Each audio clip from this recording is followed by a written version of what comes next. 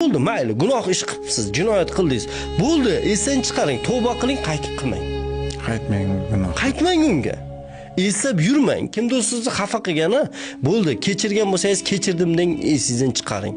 3 kundan ortiq arazlashish mumkin emas.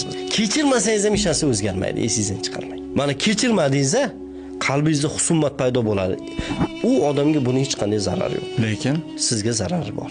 Bitta ishi o'xshamadi. Endi yangidan boshlang. Va bitta joydan sizni ishdan bo'shatdi.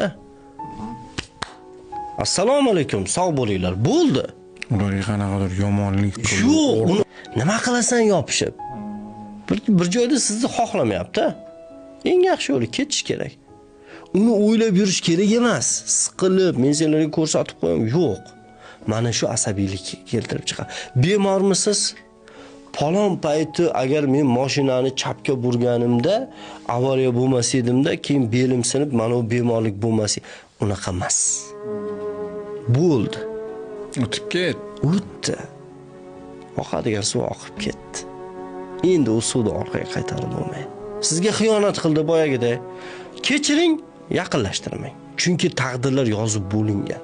Siqilsangiz ham shu taqdir, siqilmasangiz ham shu taqdir. Siqilsangiz 2 karra ziyon ko'rasiz, siqilmasangiz bundan tezroq chiqib ketasiz.